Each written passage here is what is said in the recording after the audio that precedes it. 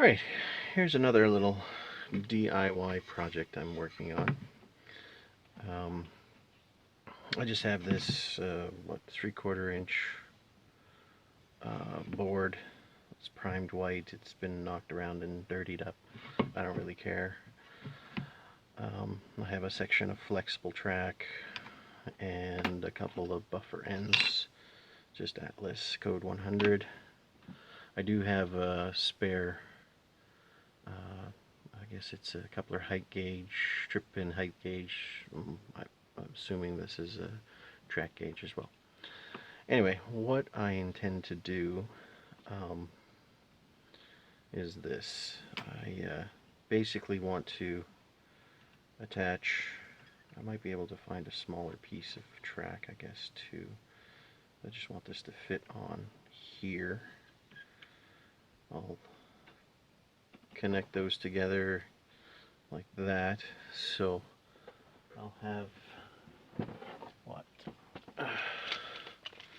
Approximately 14 inches of usable track. I don't expect to have any HO scale rolling stock longer than that. So what my thought process was here, I sketched this up in AutoCAD, and it is based off of RP-20.1 of the NMRA standards, and for HO scale for rolling stock it's 1 ounce plus a ½ ounce per inch. So what I've done was, this is scaled out per inch, and then every ½ inch I have what it would actually be. For instance, at 0 it's 0, but at a ½ inch long it's 1 inch plus, plus a ½ ounce per inch, so it'll be 1.25. So at 1 inch it's 1.5, 2 ounces at 2, 2.5 at 3, and so on. So what I intend to do is, I'm going to cut this paper in such a way that I should be able to paste it under the track. So I'm going to glue it down, and then I'm going to put clear tape over it to protect it. And then I'll put the track on top of it, and the track should be relatively to scale per my drawing. I know I'm off by a smidge, but it's close enough. So as you can see, I had about 8 inches. I'm off by a little bit, so it's just the rounding. So anyway, I'm going to cut the track template and go from there. So as you can see here, I have this glued down now, cut out. Yeah, it's about 15 inches long, and it can be used either way. You know, I've made it in such a way that you know, you can use it this way, or you can use it this way, and you don't have to really mess around with it any. So yeah, so basically that is that. I need a section of track this long.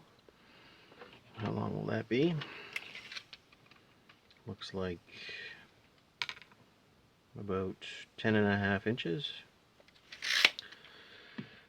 I just used an old glue stick.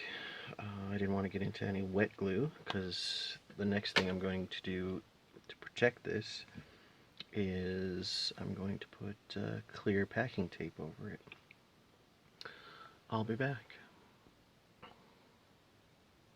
Alright, I'm back. So I'm pretty much done here. I cut my track down to size.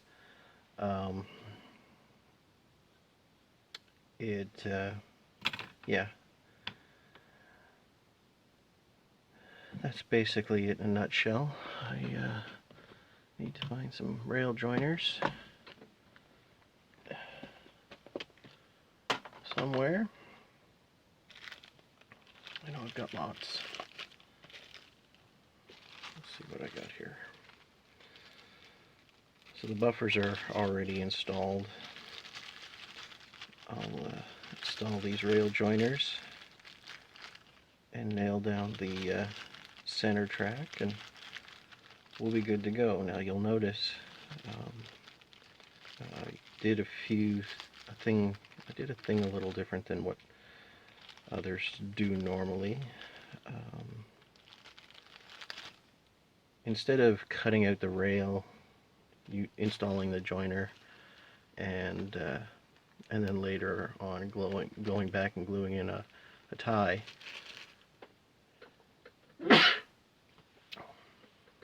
I just cut the nail heads off of the ties, so I can just go ahead and slip the rail joiner over the tie under the rail.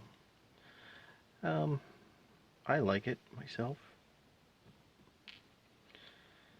It may bring up the rail a smidge. Oh wow, these are just not fitting very well. But I like the finished look without having to go back. There, that's better. Oh, I might have slid into the plastic a bit there. There we go. So yeah, it does actually push down on the rail tie a bit with these big ass rail joiners. So I suppose I should cut that out maybe a bit. I should look into that with my other layout that I'm building. Anyway, I'll do this and I'll get back to you. Alright, so I may have found a flaw. If you can see here, I started the 0 right at the buffer. I should have went in a few ties. So what that does is a truck or a car with a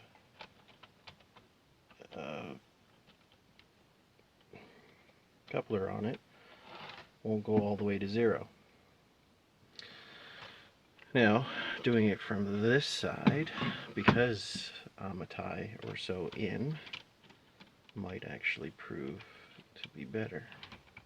Yeah, that's much better. But needless to say, it's close enough.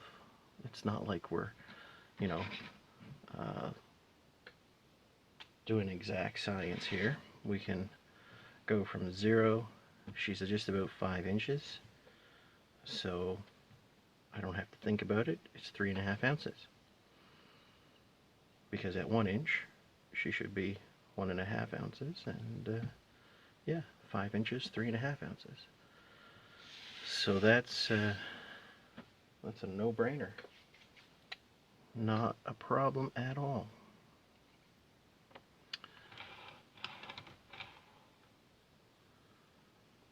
So yeah, and then from the opposite side, I guess, with no coupler, it's good enough, or you just kind of interpolate, you're close enough, and off you go. So yeah, that's a tool that I'm happy to have to get rolling stock to standardized NMRA weights. Alright. Awesome.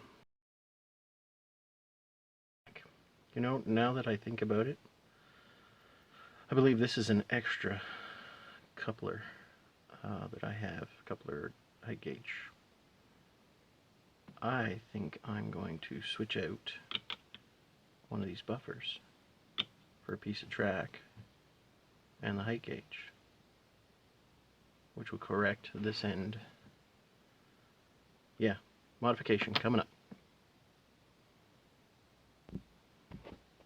Okay, so after a little bit of tinkering, 2.0 is here. So this is a really old Katie coupler height gauge. It's I'm not sure what number KD it was, but this was punched, this top piece, so I had to pry it up and there was no spring. And as you can see, it kind of goes out when it springs sideways. So it's got an elongated hole. But needless to say, I put a spring in there. I think I'm going to just dab a little glue there just to hold the cover on for moving things around. And now we're good to go. I can, you know, put, you know, that's on this side. It measures from 0 to, you know, 5.5 inches, and on this side with the coupler does the same thing. So it, you know, I've got as much as 14 inches to kind of play around with.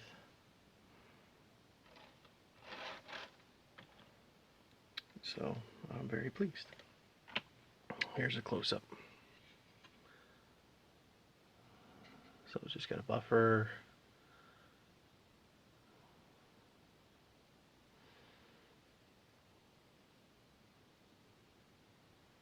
Coupler head gauge.